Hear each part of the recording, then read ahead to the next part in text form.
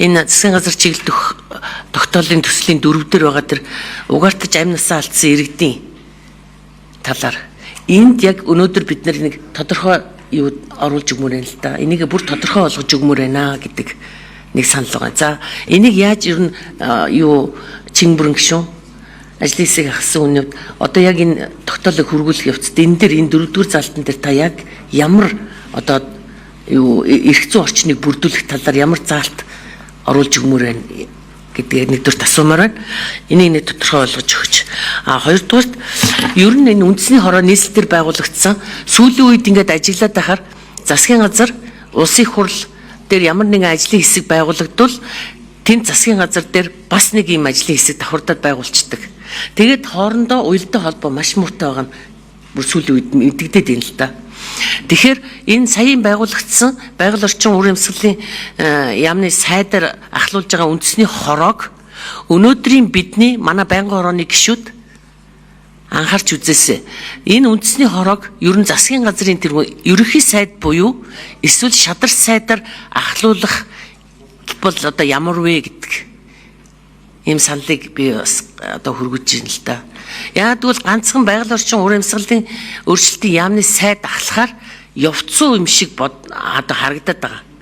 Тэгэхээр энэ олон яамдууд одоо энэ агарын бохирдол утааны асуудал дээр хамт нэг чиг үүргийн юугаар оролцох хэрэгтэй. Тэгэхээр засгийн газрын тэргүүн ерөнхий сайд тэгжээж үндэсний хороо бүрэн утгаараа ажиллаж их хурал дээр намрын чуулган, хаврын чуулган дээр тайлан тавих ёстой гэж ойлгогдож байгаа. Энэ дэр ямар одоо бас бодол байгаа болоо. За ер нь Улаанбаатар хотыг нийслэлийг хатуу түлшнээс гарах асуудлыг ер нь цаашдаа хэрхэн яаж шийдэх арга зам гарц байна уу? Ийм асуултад хариулт өгөөч. Ер нь үндэсний хорооны асуудлыг бол ер нь ерөнхий сайд манлайлахын зөвөө. Одоо өнөөдөр хагас өдөр болгон одоо шуурхаа хийж байна.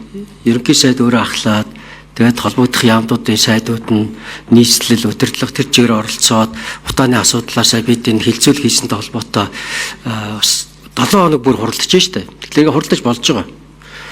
Би Бачаал гишүүд таны хэлд яг тэр олон салбар хамарсан асуудал учраас зангидж ажиллахад ерөнхий сайдын манлайлж чухлаа л гэж харж байна. Харин нарийн бичгийн дараагаар байгаль орчин ур амьсгалын өөрчлөлтөө яг сайд нь өөрөө ажиллаа. Тэнцээ жинхэнэ ажиллаагаа тэр тийм үүрэг өгөөд ингэж ажилласаа гэд ажиллаж байвал яг л одоо ерөнхийлөгчийн хөрөлсөх ерөнхийлөгчийн ерөнхий сайд байх үеийн өөрөө бүр одоо тэр өдөр шөнөгүй ажиллаад тэр нөгөө утааны тоо хэм мэдээлэл аваад ажиллаж ирсэнтэй яг адилхан. Ингээд л ажилласаа л гэж би бас хүсэж байгаа. Тэгээ тийм боломж байсан, тийм байдал утаагүй байж чадсан.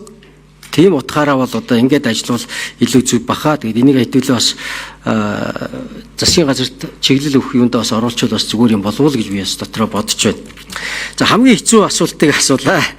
Тэр нөхөн олгуурын асуудал. Тэгээд дөрөвдүгээр яг одоо сонсголын үеэр бол одоо олон төрлийн бас байгууллагууд энэ угаартаж нас орсон иргэдийн асуудлыг хөндөж ярьж та бүхэн санаж байгаа бол бүр одоо би чи одоо Монголын үндэсний олон нийтийн радио телевизээр нийтдээ 6 өдөр дараалан дамжуулсан шүү дээ. Энд ганц 2 өдрийн сонсгол биш. Дэд хилцүүлгүүдэд хүртэл шууд дамжуулсан. Үүнтэй холбоотой иргэдийн төлөөлөл одоо зааланд орж ирж одоо ямар байдал үүсгэж байсныг та бүхэн санаж байгаа бол бид нөгөө угаартаж эндсэн иргэдийнхаа нөхцөл байдал юу болсон гэдгийг бас одоо их сайн судалж үзэх хэрэгтэй байна. Нотлогоонуудын шүүх шинжилгээний газруудтайгаа хамтарч ямар нөхцөл байдлаас болж ийм нөхцлөд үүссэн бэ гэдгийг бас нэг тийм задаргаа хэрэгтэй байна. Түрэн бас хэлж байна тийм ээ, төр хороо байгуулах асуудлыг ч хүртэл ярьж байна. Тэгэхээр төр хороо илүү их нотлох баримтууд цуглуулж мэдээлэлд одоо орох боломж нь илүү шүү дээ. Бид одоо ерөнхий хяналтын сонсгол бол манд нь одоо мэдээлэл бүр тэр нарийн мэдээлэл орох боломж хязгаарлагдмал цаг хугацааны хувьд өөрөө боломжгүй байсан. Тэгэхээр нотлох баримт илүү сайн цуглуулж чадах юм бол яагаад эндсэн бэ гэдгийг бас тодорхой гаргаад дүн шинжилгээ хийгээд энээс урчин сэргийлэх асуудал нэг номер. Хоёрт өөрсдийн буруутай буруугүй гэдгийг бас нотлох нь аягүй чухал болчиход байгаа байхгүй. Дээрээс нь хариуцлагыг хэн хүлээх вэ гэдэг асуудал болчиход. Нөгөө төлш үлдэрсэн газар уу? Засгийн газар уу? Хэн бэ? Тэгэхээр ерөөсөө Монголд нэг иргэний амь насыг хэдээр үнэлэх үү гэдэг тоож байхгүй юм биш шүү дээ. Тэ? Үнэлэмж хэдий. За Чимбүрэн гишүүн бас асуултанд хариулахыг бас оролдлоо. Гэхдээ хүний амь нас гэдэг юмыг хизээч мөнгө төгрөгөөр үнэлж тэргээр хэмчихгүй л дээ. Ядахад энэ утаанд одоо угаартж байгаа энэ ард иргэдийн тоо тийм ээ 700 гарцсан нэг жилд сүүлийн нэг жилд энэ хүний амь нас энд ядаж нэг оршуулгын зардал хүртэл тавьж өгөх хэрэгтэй байхгүй юу та. За тэр нөхөн төлбөр нөхөн олгоор ямар ч одоо юу гэдгийг те. Гэхдээ энэ ямар нэгэн байдлаар тэр үлдсэн ар гэр бүл үр хүүхэд одоо хэн бид энэ хүмүүст нь одоо тодорхой хэмжээний энэ хохирлыг барагдуулах юм бид нар нэг урагш алхсан нэг арга хэмжээ өнөөдөр бас чиглэлд оруулж өгмөр байна л да. Эрх зүйн орчныг бүрдүүлэх энэ талаар бид одоо оролдох ёстой. Үнэхээр одоо бид тэр энэ хүний амь нас гэдэг юм дээр энэ өнөөдөр манай байнгын орны гишүүд үнэхээр тогтож нэг дахиж бүгдээрээ ярилцж энэ саналыг бас нэг тусгаж өгөөч гэж би хэлэх гээд байна. Дараагийн асуудал нь бид одоо цаашдаа ер нь энэ угаартах асуудлыг одоо ингээл нотлогоо шаардаад дүн бүр шинжилгээ хийн гээл ингээд яваад ийм аргаар бид одоо энэ асуудлыг шийдэх юм уу? Үндэсний хорон дээр дахиад ярив. Байгаль орчин уурын амьсгалын өөрчлөлтийн яам сая бас Чимбүрэн гишүүн хэллээ. Санал нэг байна. Үнэхээр баярлалаа. Яг бол үндэсний хорог өнөөдөр бид засгийн газрын тэр ерөнхий сайдаар ахлуулах энэ саналыг оруулж байна. Энийг одоо бас энэ чиглэлд оруулж өгөөч гэдэг. За тэгэхээр бас Бачим гишүүн баярлалаа. Ер нь энэ хүний амь нас гэж яаж хэмжих вэ? Зүгээр нөхөн олгоор хэмжээтэй тоол өгч таарна шүү дээ мөнгө өгөх гэж байгаа учраас тийм ээ. Тэгэхээр бид бас нэг тэр тухай хэлсэн шүү. Энэ асуудлыг хэрхэн шийдэх гаргалгаа бас тийм амар биш байна. Их амархан биш байна. Тийм учраас бид бас энэ дэд хороогоор дамжуулаад энэ эрсдлийг үнэлдэг, хохирдлыг барагдуулах энэ ажил баг юунаас болсон бэ гэдэгтээ бас их анхаарах хэрэгтэй л дээ. Жишээлх юм бол одоо Сарамжуулан гишүүн бол өчигдрийн ажлын хэсгийн хурал дээр бас хэлж л байсан. Мэдрэгч гээд байгаа зүйл маань өөрөө дуу тохио гэрэл анжиждаг. Сонсголгүй хүм унтчихвэл яах вэ? Хараагүй хүн.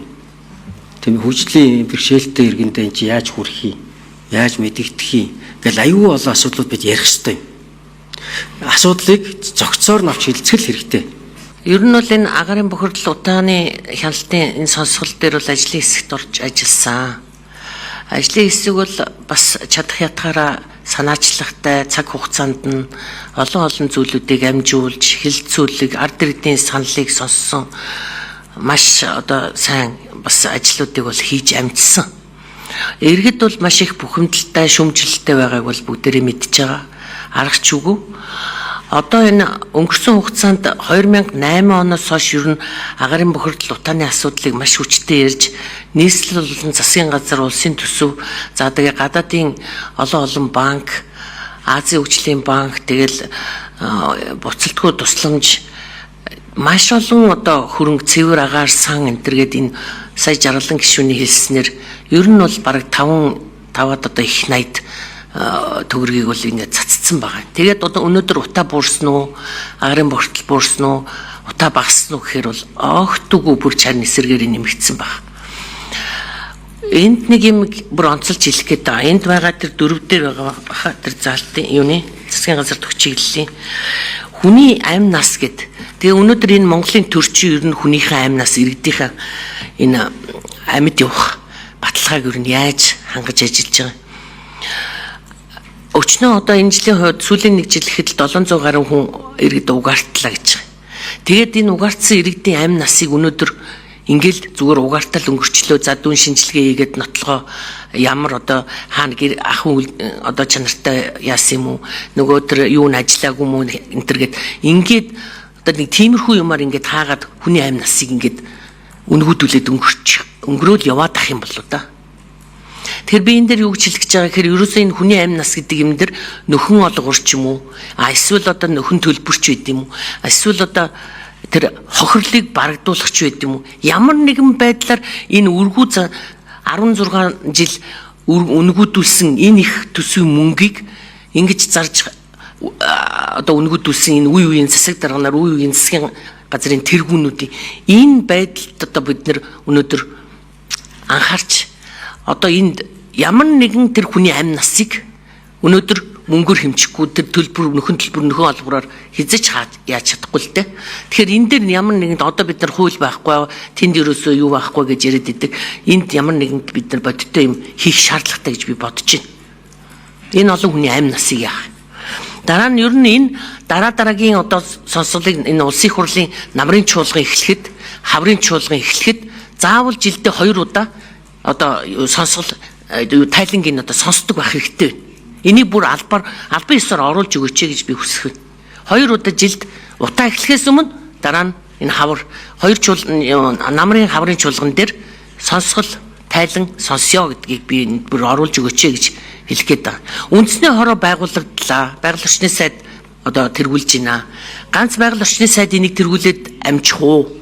Түлш гэдэг чинь түлш, утаа, агарын бохирдол тусдаа дандаа өөр юутай. Эрүүл мэндийн яам чамаар нь түлш эрчим хүчний яам чамаар нь тэм учраас ер нь цаашдаа засгийн газрын тэргүүн бүр арга ятгад шадар сайд, амар сайхан сайд энэ төр ер нь энэ ажлыг ахалж ажиллуулах ийм саналыг би оруулж байна.